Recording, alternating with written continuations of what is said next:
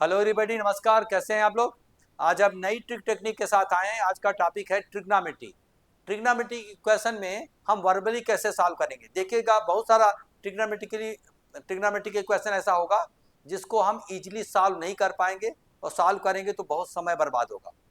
तो हम लोग क्या करेंगे, आज सीखेंगे कि वर्बली हम बिना सॉल्व किए कैसे सेकेंडों में जवाब देते हैं, जिससे कि क्या है, हम औरों को पिछाड़ पाएँ। ठीक है, औरों को पिछाड़ने के लिए ट्रिक टेक्निक का यूज करना है। और मैं समझता हूँ कि एक एग्जाम्पल से आपको समझाते हैं, आपको समझ में आएगा। देखते हैं लोग। देखिए यहाँ पर कैसे इसको करेंगे। If sine to power 6 theta equal to 1 plus cos to 3 theta to the power 4।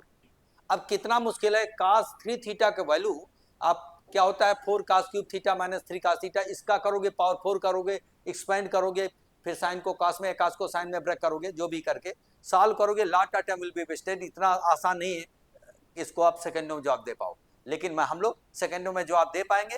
क्यों? क्योंकि हम सॉल्व करने जा नहीं रहे। हम तो ऑप्शन को उठाएंगे और चेक कर लेंगे। जब ऑप्शन को उठाएंगे तो एन की वैल्यू हम ऐसे ही डालेंगे जिससे कि हमारा आसान सा एंगल आ जाए और हम उसकी वैल्यू वहां डाल के निकाल पाए। तो एन की value most of the time zero डालिए। तो जैसे जीरो डालोगे तो सिंपल एंगल π/2, π/6 या π/4 इसेट्रा इजीली बन जाएगा। इसकी वैल्यू हमको पता रहती है, हम इसको आराम से डाल के निकालेंगे। अगर एन की वैल्यू 1 डालोगे तो 3π/2 या और कुछ हो जाएगा, तो थोड़ा मुश्किल हो जाएगा। 2 डालोगे तो थोड़ा और कॉम्प्लिकेटेड हो जाएगा। तो हमें, चूंकि हमको खुद सॉल्व करना है, हमें खुद वैल्यू निकालना है, तो हमें एन की वैल्यू ऐसी डालनी है कि सिंपल एंगल बन जाए, जिससे कि हम उसकी वैल्यू डाल करके उसको वर्बली निकाल पाए। हमेशा चीज को ध्यान रखिएगा, सारे क्वेश्चन में यही करिएगा जब भी ऑप्शन के थ्रू जाएंगे। तो अगर एन की वैल्यू जीरो डालते हैं तो जीरो डालेंगे तो यहाँ क्या आ जाएगा π/2। अब π/2 पर ये क्या होगा, साइन 90 पे क्या देता है 1, 1 पावर 6 इक्वल टू 1, तो 1 इक्वल टू 1 प्लस, और ये आपका जीरो देगा। क्यों? क्योंकि 8 मल्टीपल आप π/2 पर कॉस क्या करता है, जीरो देता है। ये आपको एक बार फिर से नॉलेज के लिए बता देता हूँ। जहां तक साइन का सवाल है, साइन इसमें जीरो देगा, इसमें जीरो देगा, इसमें प्लस देगा, इसमें माइनस वन देगा। ये साइन ऑफ थीटा की बात कर रहा हूँ, याद कर लीजिएगा, दिमाग में इतना होना चाहिए। और कॉस की बात करेंगे, ये 1 देगा, ये -1 देगा, ये जीरो देगा, ये जीरो देगा। ये कॉस ऑफ थीटा की बात कर रहा हूँ। तो यहाँ पर देखिएगा, यहाँ पर जब π/2 डाल रहे हो, साइन 90 का 1, 1 पावर 6 1 ही दिया, 1 इक्वल टू 1 प्लस, ये जीरो क्यों दिया? क्योंकि जैसे π/2 डालोगे 3π/2, तो 8 मल्टीपल ऑफ π/2 जीरो देता है। π/2 3π/2, देन 5π/2, 7π/2, तो इस लाइन पर क्या होगा, कॉस जीरो देता है। तो यहाँ पर साफ साफ दिख रहा है कि जैसे आपने एन की वैल्यू यहाँ पर जीरो डाला, ये सेटिस्फाई कर रहा है। तो this is going to be correct answer. अब एक साथ और भी चेक करना है कि बाकी क्यों नहीं होगा।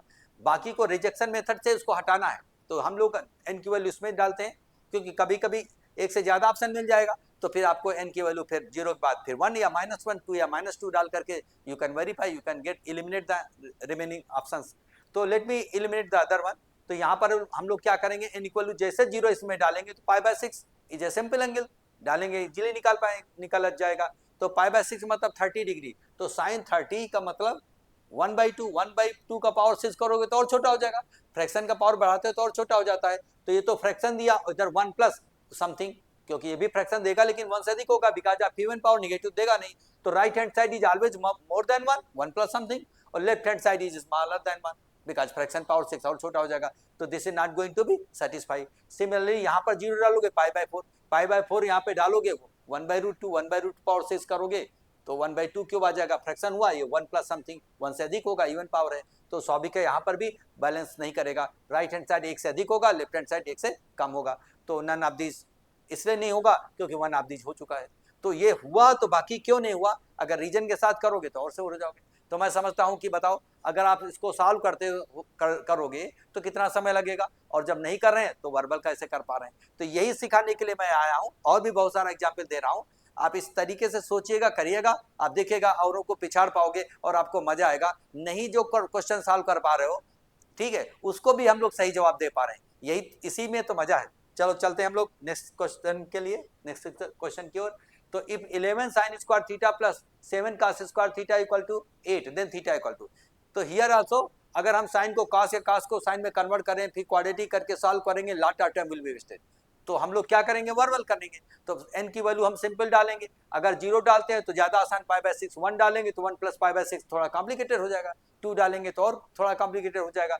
तो always try to put n equal to zero first. अगर n इक्वल टू जीरो से मोर देन 1 ऑप्शन मिल जा रहे हैं तब हम n इक्वल टू 1 या 2 या -1 पे जाएंगे। ठीक है, तो let me put n equal to 0। जैसे n इक्वल टू 0 डालोगे तो प्लस माइनस π/6, π/6 का मतलब 30 डिग्री। तो यहाँ पर जब 30 डालोगे तो साइन 30 क्या होता है, 1/4 होता है, 1/2 होता है। इसका स्क्वायर करोगे 1/4, तो यहाँ पर 11/4 आ जाएगा, क्योंकि इवन पावर है, चाहे प्लस π/6 करो या माइनस पॉजिटिव ही देगा। तो जैसे 30 डालोगे तो 1/2 का स्क्वायर 1/4, तो 11/4 इधर आ गया वर्बली।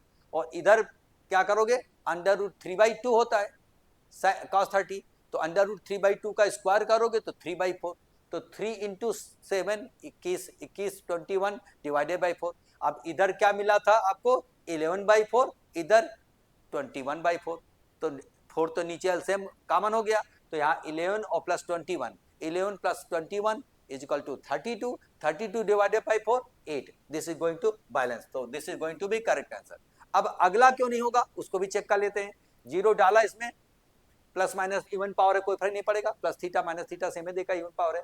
π/4 45 पर जैसे इसमें 45 डालोगे, साइन 45 1/√2 का स्क्वायर को 1/2, तो 11/2 और प्लस यहाँ पर हो जाएगा 7/2, cos 45 या 1/√2 स्क्वायर करोगे तो यहाँ पर 1/2 देगा स्क्वायर करने पर। तो देखो 11/2 और 7/2, तो 11 और 7 हो गया कितना, 18, 18/2 9, यहाँ तो 8 है, तो this is not going to satisfied. Similarly आप जब 60 डिग्री डालोगे तो यहाँ पर भी नहीं सेटिस्फाई करेगा, क्योंकि ऑलरेडी सेटिस्फाई कर चुका है। वेरीफाई करना है तो कर सकते हो, है ना। तो साइन 60 की वैल्यू क्या हो जाएगी, √3/2 यानी 3/4 इंटू 11, तो 33/4, और इधर आपका 1/2 का स्क्वायर करोगे तो 1/4 11/4, इसका सम भी 8 नहीं आएगा, बाकी का भी π/2 पर भी नहीं आएगा, क्योंकि π/2 यहाँ पे डालोगे तो यहाँ पर क्या कर देगा 1, तो 11, और इधर क्या कर देगा 0, तो साफ साफ जाहिर है π/2 is not going to give the answer. तो ये क्वेश्चन जो हम सॉल्व करने में समय लगेगा उसको हम नहीं सॉल्व करके हम ऑप्शन के थ्रू कैसे जा रहे हैं। ऐसे बहुत सारे क्वेश्चन करेंगे, लेकर और एक एग्जाम्पल लेते हैं। और ऐसे क्वेश्चन में पेन का जरूरत नहीं, वर्बल मन में करना है। पेन का यूज करोगे तो फिर फायदा क्या, जब वर्बल हो सकता है तो वर्बल ही करना है। ठीक है, तो जनरल सोल्यूशन ऑफ दिस, अब देखिएगा इसमें हम क्या करेंगे। अब देखिए cos to the power 50 theta minus sin to power 50 theta equal to 1, तो जैसे n की वैल्यू 0 डालोगे तो n 0 का मतलब 0 हो गया, पाई 2 पाई 3 पाई कुछ भी डालोगे तो ये क्या करेगा, n पाई पे क्या देता है बताओ, n पाई पे क्या देगा, 0 देगा। अभी हम बताएं कि इस लाइन पर 1 देगा, सॉरी कॉस जो होता है, कॉस इधर +1 और इधर -1, ये 0 फिर लिख देता हूं, ये कॉस ऑफ थीटा, और साइन फिर एक बार रिपीट करता हूं, ऑलरेडी लिख चुका हूं, इस पे 0 देगा और इस पर देगा +1 और इस पर देगा -1। तो जैसे ही हम इसमें यहाँ पर 0 पाई 2 पाई 3 पाई, तो इस लाइन में रहेंगे, या तो 0 देन पाई देन 2 पाई देन 3 पाई, इस लाइन पे रहेंगे। इस लाइन पे क्या देता है, cos 1 देता है, या फिर -1 देगा, तो इवन पावर है पॉजिटिव कर देगा, तो 1 माइनस, और साइन इस पे 0 देता है ना, साइन इस पे क्या देगा, साइन हॉरिजॉन्टल पे 0 देगा, क्योंकि जब पहले 0 डालो पाई, तो साइन जैसे 0 डाला 0 दे रहा है, और cos यहाँ पर हॉरिजॉन्टल पे 1 या -1 दे रहा है, तो इस केस में यहाँ पर देखिएगा 1 - 0, तो that is going to satisfy, तो this is going to satisfy. ठीक है, जैसे आप इसमें डालेंगे तो ये 2n पाई, मतलब ये 0 पाई 2 पाई 3 पाई, केवल इसी की बात कर रहा है, तो इसमें भी करेगा, तो इस पे 1 देगा, 1 पावर 51 ही देगा, और इधर साइन इस पे हॉरिजॉन्टल लाइन पर 0 देता है, तो ये भी सेटिस्फाई करेगा। लेकिन ये इसलिए नहीं होगा, ये इसलिए होगा कि ये ज़्यादा अप्रोप्रिएट है, ये एक्चुअली क्या है, इसका सुपर सेट है, इसका सारा जो एंगल इसमें क्या है इंक्लूडेड है, क्योंकि n की वैल्यू जब 0 डालोगे, पाई 2 पाई 3 पाई 4 पाई, तो इवन मल्टीपल पाई वो इसमें खुद आ चुका है, n की वैल्यू तो कोई इंटीजर लेंगे, तो this is most appropriate answer, क्योंकि ये जो है इसका सबसेट हुआ, ये सुपर सेट है। ठीक है, तो इसके सारे एंगल करेंगे, इसमें आपका ये तो कह रहा है इस वाले में तो केवल ये 2n पाई ये वाला है ना, 0 देन 2 पाई देन 4 पाई देन 6 पाई, और ये कह रहा है नहीं ये भी चलेगा ये भी चलेगा, क्योंकि इवन पावर है ना, तो निगेटिव को भी पॉजिटिव कर देगा, तो इस लाइन पर यहाँ पर जो है साइन 0 देगा, और इस पर कॉस पॉजिटिव निगेटिव निगेटिव देगा, लेकिन इवन पावर वजह से पॉजिटिव ही रखेगा हमेशा, तो चाहे -1 पावर 50 करो चाहे 1 पावर 50 करो, तो ये जो आपका n पाई, इसके लिए यहाँ पर कॉस में इसमें हमेशा 1 दे रहा है, इसमें हमेशा 0 दे रहा है, 1 - 0 1, तो that is going to satisfy.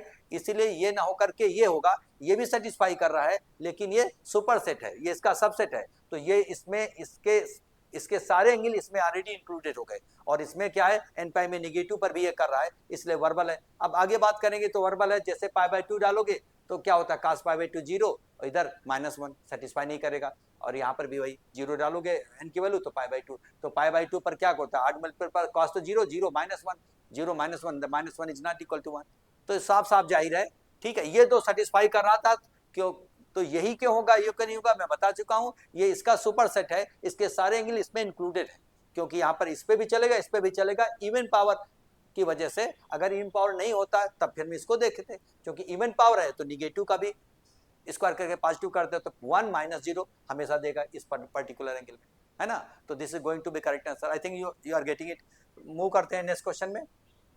देखिए यहाँ पर हम लोग यहाँ पर tan theta plus cot theta equal to then theta equal to, फिर वही है, इनकी वैल्यू जीरो डालोगे, π/2 है तो 1 और +1 2, this is going to satisfy.